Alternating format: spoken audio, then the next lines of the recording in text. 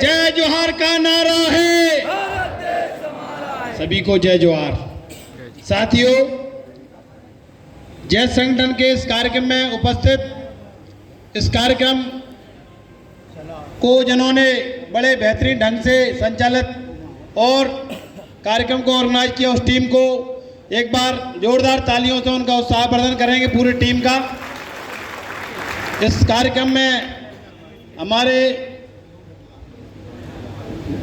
अतिथिगण मान्यवर डॉक्टर हीरालाल अलावा साहब, जो कि धार जिले से विधायक हैं और जय संगठन के राष्ट्रीय संरक्षक हैं, और दूसरे मध्य प्रदेश के सीनियर विधायक आदरणीय ओमकार सिंह मरकाम जी, और जय संगठन के हमारे प्रदेश अध्यक्ष, हमारे प्रदेश की उनकी पूरी टीम, मध्य प्रदेश के जैस के समस्त जिलों से आए हुए पदाधिकारी और समस्त कार्यकर्तागण, और यहाँ पे समाजवादी पार्टी के भी युवा प्रदेश अध्यक्ष बैठे हैं भाई एस भारती जी, और मीडिया के पत्रकार साथियों, ओबीसी महासभा हमारा एक संगठन है जिसके माध्यम से हम लोग भी पिछड़ा वर्ग के हक अधिकारों के लिए लड़ाई लड़ रहे हैं, संविधान आरक्षण बचाने के लिए। साथ ही हम लोग भी ओबीसी एससी एसटी को एक मंच पर लाने के लिए हम लोगों ने मुहिम शुरुआत की है। अभी बुंदेलखंड के सागर में भी 4 तारीख को कार्यक्रम आयोजित किया था। उससे पहले गुना में अलावा साहब के नेतृत्व में कार्यक्रम हुआ था, उसमें भी हम लोगों ने ओबीसी महासभा ने शिरकत की थी। साथियों, इस देश का मूल निवासी समाज, जो कि कभी राजा महाराजा इस देश के हमारे पूर्वज देश के राजा महाराजा हुए, जब से देश आजाद हुआ उससे पहले आप उठा के इतिहास देख लो, गौड़ वंश में हमारे आदिवासी भाइयों के पूर्वज इस देश के राजा महाराजा हुआ करते थे। लेकिन साथियों, आज उलट स्थिति हो गई। आज हमारा आदिवासी भाई, दलित भाई, पिछड़ा वर्ग का भाई इस मध्य प्रदेश में बहुसंख्यक होने के बाद भी आज दर दर की ठोकरें खाता हुआ हमारा समाज घूम रहा है। उनके लिए उचित शिक्षा की व्यवस्था नहीं है। मैं चूंकि गांव में जन्म लिया हूं, मैं भी किसान का बेटा हूं, पढ़ लिख के मैं आज डॉक्टर बनने के बाद मैं समाज सेवा के क्षेत्र में उतरा हूं। मैं जमीन से जुड़ा व्यक्ति हूं, मैं बहुत नीचे तक लोगों को जानता हूं। बेसिक जो मुद्दे हैं उन पे सरकार, माननीय मरकाम साहब, आप बुरा मत मानिए, आप दोनों पार्टी के विधायक कांग्रेस से हैं, अलावा साहब, लेकिन मैं सच्चाई बताना चाहता हूं। मैं बहुत अंदर तक रिसर्च किया हूं सब चीजों पे, और लगातार मैं 20 घंटे मेरा इसी पे दिमाग चल रहा है लगातार 2018 से लेके आज तक एक एक चीज में सर्च किया हूं। इस देश में जब से देश आजाद हुआ तब से लेकर सबसे ज्यादा समय कांग्रेस ने राज किया। कांग्रेस ने आदिवासी वोट बैंक को अपना अधिकार समझा, मुस्लिमों को अधिकार समझा, और पिछड़ों के कंधों पे भी राजनीति की बंदूक चलाई। लेकिन सबसे ज्यादा राज करने के बाद भी आज मैं मध्य प्रदेश की बात करूं तो तीनों वर्ग की सबसे ज्यादा हालत खराब है। उसके लिए कांग्रेस भी जिम्मेदार है। आप मानते हैं जिम्मेदार है कि नहीं? दूसरी बात, वर्तमान में 2003 से मध्य प्रदेश में भारतीय जनता पार्टी की मनुवादी सरकार बैठी है। उस सरकार में मुख्यमंत्री ओबीसी के, सबसे पहले मां भारती मध्य प्रदेश की मुख्यमंत्री बनी, सारे बैकवर्ड ने वोट दिया, एससी एसटी ने भी वोट दिया, तभी मुख्यमंत्री बनी। उसके बाद बाबूलाल गौर जी को लेके आए, क्योंकि उमा भारती ने पिछड़ा वर्ग की और संवैधानिक एससी एसटी के लोगों को वल्लभ भवन में बैठाने का काम किया, जिलों में कलेक्टर बनाने का काम उमा भारती ने किया। लेकिन मनुवादी जो ताकतें हैं, जो संगठन को चला रहा है, भारतीय जनता पार्टी के नुमाइंदों ने दिल्ली से आदेश किया, उमा भारती को लाके वल्लभ भवन से रोड पे खड़ा किया, तो ओबीसी के साथ भी अन्याय हुआ। उसके बाद बाबूलाल गौर साहब को लाए। इस प्रदेश में बाबूलाल गौर साहब ने भी पिछड़ा वर्ग के लिए हक अधिकार एससी एसटी के लिए प्रयास किया, उनको भी हटाया गया। उसके बाद नागपुर से आदेश आता है, ऐसा व्यक्ति ढूंढो जो रिमोट पे चले।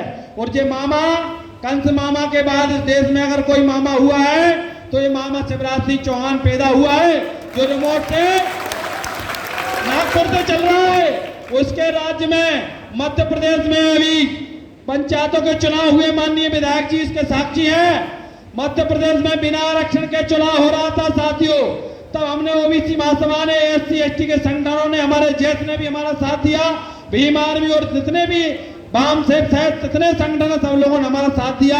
आंदोलन हुआ तब 27% आरक्षण खत्म करके सरकार की किरकिरी हुई, तब 14% हमें आरक्षण दिया जा रहा। मैं पूछना चाहता हूं, मध्य प्रदेश के अंदर हमारी 54% आबादी ओबीसी की है। समय सीमा का ध्यान रखूंगा, मैं ज्यादा समय नहीं लूंगा, 2 मिनट में अपनी बात खत्म करूंगा।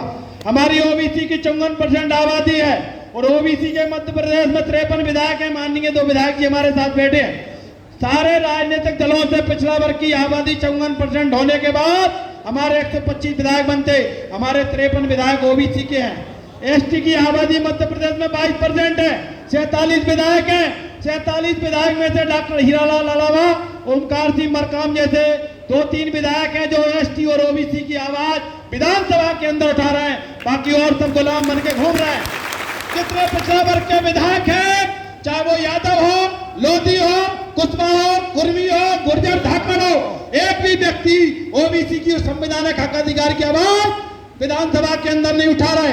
ऐसे लोगों को हम लोग इन लोगों के गाड़ियों के ऊपर अंडे फेंकवाएंगे, ओबीसी के विधायकों के ऊपर। अभी विधानसभा सत्र चालू होने वाला, आवाज नहीं उठाए, हमने सबको पत्र भी लिख दिया है, इनको गांव में नहीं घुसने देंगे। आप लोग भी आदिवासी जितने विधायक हैं वो आपकी आवाज विधानसभा में न उठाए, ऐसे गुलामों को निकाल के गांव से बाहर करिए, इनका बहिष्कार करिए। साथियों, मैं विभागों में जाता हूं, एससी एसटी के अधिकारी कर्मचारी मिल जाएंगे, लेकिन कोनिया में फाइलें भी न है, मेन पोस्टों पे उनको जगह नहीं दी जा रही। ओबीसी के तो नाम मात्र के अधिकारी, कलेक्टर, कमिश्नर मध्य प्रदेश के अंदर है। सारी मनुवादी ताकतों ने, कॉर्पोरेट घरानों को प्रदेश की सारी चीजें देश की बेच रहे हैं, और हमारे लोग ऐसे ऐसे हीरे नगीने में देख रहा हूं, पढ़े लिखे नौजवान जिन्होंने अपनी पूरी माँ बाप की पूंजी पढ़ाई में लगा दी, आज नौकरी के लिए घूम रहा है, बैंक से लोन के लिए घूम रहा है। और सामाजिक आर्थिक राजनीतिक स्थिति कहां से सुधरेगी जब तक आपके लोग सत्ता में नहीं बैठेंगे। मैं कहना चाहता हूं, आप लोग एकजुट होइए, हम लोग पिछड़ा वर्ग समाज को भी एकजुट करके आप और हम मिलकर इस मध्य प्रदेश में 2023 में नव युवाओं को नेतृत्व करने के लिए तैयार करेंगे। साथियों, मैं चूंकि बहुत गर्म दल का व्यक्ति हूं और मैं आपसे कहना चाहता हूं, कांग्रेस अगर आदिवासियों की हितैषी है तो हमारे 2 विधायक जो आवाज विधानसभा में उठा रहा है, सीनियर विधायक मंत्री रहे माननीय ओमकार सिंह मरकाम को कांग्रेस मुख्यमंत्री बनाती तब मैं जानता कि कांग्रेस सही हितैषी आदिवासियों की है। हीरालाल अलावा जी आवाज उठा रहे हैं, इनको कोई मौका देती कांग्रेस तब आदिवासी आपका कांग्रेस हितैषी थी। भारतीय जनता पार्टी का तो सीधा साधा नारा है, हिंदुत्व वो राजनीति कर रहे हैं, मनुवाद वो इस देश में मनुस्मृति लागू करने का उनका पूरा प्लान है। ये हमारी मूर्खता है कि हमारे गुलाम के पट्टे डाल के नेता को भाजपा कांग्रेस विधायक और सांसद का टिकट पकड़ा देती है, हम लोग उनको टिकट के साथ वोट दे देते हैं, समाज के साथ चले जाते हैं। उन विधायकों से, मंत्रियों से जरूर पूछना, अपने दीन ईमान को आपने कभी विधानसभा लोकसभा में आवाज उठाई नहीं उठाई। साथियों, अगर आवाज उठाई होती तो आपको हमें इस मध्य प्रदेश के मानव भवन भोपाल में आंदोलन और रणनीति बनाने की कोई जरूरत नहीं थी। साथियों, इस देश के मूल्यवासी थे, मूल्यवासी वर्ग आज संघर्ष कर रहा है और आप और हम एक साथ मिलकर लड़ाई लड़िए और जितने हमारे गुलाम नेता उनको सबक सिखाइए और नई युवाओं को एक मध्य प्रदेश की 2023 में हम लोग कमान सौंपने के लिए संघर्ष कर रहे हैं। जय हिंद, जय मध्य प्रदेश, जय जोहार, धन्यवाद।